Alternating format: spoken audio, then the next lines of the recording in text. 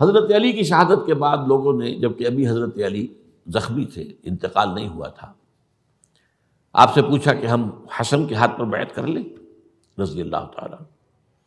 آپ نے فرمایا نہ میں تمہیں اس کا حکم دیتا ہوں اور نہ روکتا ہوں، یہ تمہارا معاملہ ہے، امر المسلمین ہے، مسلمان فیصلہ کر لیں جس کو چاہیں.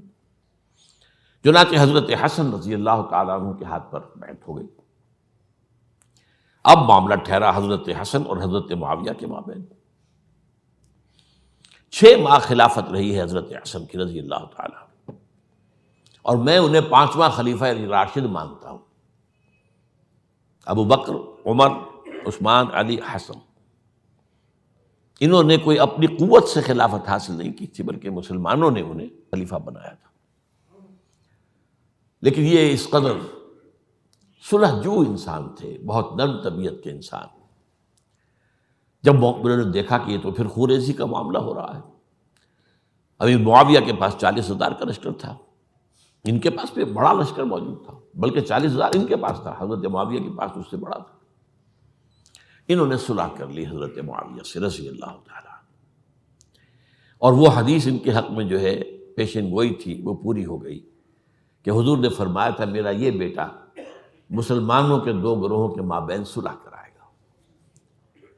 یہ سن 41 ہجری کا واقعہ ہے جب صلح ہو گئی اور حضرت حسن دستبردار ہو گئے اور امیر معاویہ کو اب خلیفہ تسلیم کر لیا گیا. اس کو عام الجماع کہتے ہیں، یعنی وہ انتشار اور تفرقہ جو سبائی فتنے سے شروع ہوا تھا، اگرچہ اس کا نقطۂ آغاز تو بالفعل بنا شہادت عثمان، پھر وہ جنگ جمل اور جنگ صفین اور جنگ نہروان، اور اس کا ایک نتیجہ جو نکلا وہ کیا تھا کہ اسلامی حکومت کی حدود کی جو توسیع ہو رہی تھی وہ عمل رک گیا. وہ تو خلفائے ثلاثہ، اب یہ ثلاثہ میں گن رہا ہوں، حضرت ابو بکر، حضرت عمر، حضرت عثمان، ان کے دور میں ساری توسیع ہوئی، فتوحات ہوئی. حضرت علی کا دور جو ہے سارا خانہ جنگی کی نظر ہو گیا. وہ خلیفہ راشد ہیں، اس میں کوئی شک نہیں ہے، بہت عظیم شخصیت ہے، ہمارے نزدیک صحابہ کرام میں سوائے 3 کے سب سے بڑھ کر ہیں، سب سے افضل ہیں. ہاں ابو بکر، عمر، عثمان ان سے افضل ہیں ہمارے نزدیک. خلافت جو ہے خلفاء کے مابین ترتیب فضیلت جو ہے وہ ترتیب خلافت کے مطابق اہل سنت کے نزدیک، لیکن باقی ہزاروں صحابہ میں تو سب سے اونچے ہیں. اس حوالے سے حضرت علی کا کوئی قصور نہیں ہے رضی اللہ تعالیٰ، ان کی کوئی کوتاہی نہیں ہے. انہیں خلافت ملی ہی ایسے پرفتن دور میں ہے. اگر کہنا جو ہے اگرچہ روکا گیا ہے کہ یہ کلمہ لو مت استعمال کیا کرو، اگر یوں ہوتا تو یوں ہو جاتا، لیکن یہ کہ بہرحال ہمارا سوچنے کا ایک انداز ہے. اگر حضرت علی کو اول دور میں خلافت ملی ہوتی تو ان کے کچھ اور نتائج اور ہوتے. اب یہ پرفتن دور کے اندر خلافت ملی، خانہ جنگی ہو رہی ہے، اور جو حالات میں نے آپ کو بتائے ہیں، ظاہر بات ہے کہ وہ دور جو نہ ذرائع آمد و رفت ایسے تھے، نہ ذرائع مواصلات ایسے تھے، نہ کمیونیکیشنز ایسی تھیں.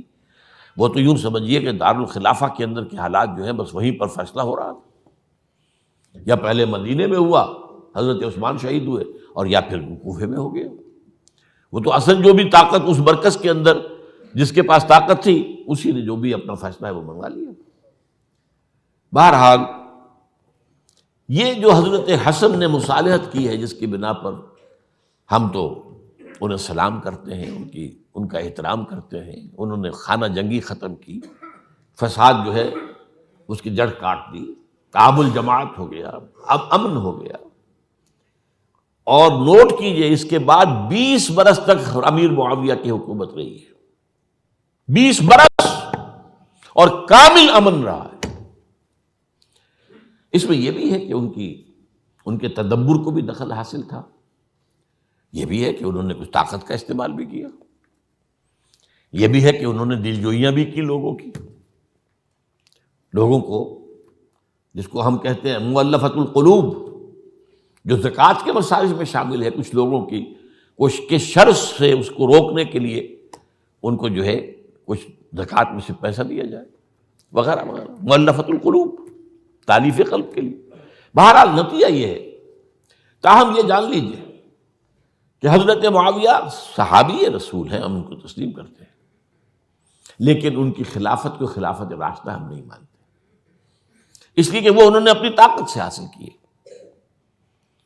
میں نے اسی لیے کہا حضرت حسن رضی اللہ تعالیٰ عنہ کی خلافت خلافت راشدہ ہے، لیکن حضرت معاویہ کی خلافت خلافت راشدہ، اگرچہ اس میں عمل رہا، اور وہ جو عمل رک گیا تھا، وہ جو مزید توسیع دارالاسلام کی، وہ دوبارہ شروع ہو گیا، خراسان کی طرف پیش قدمی شروع ہو گئی۔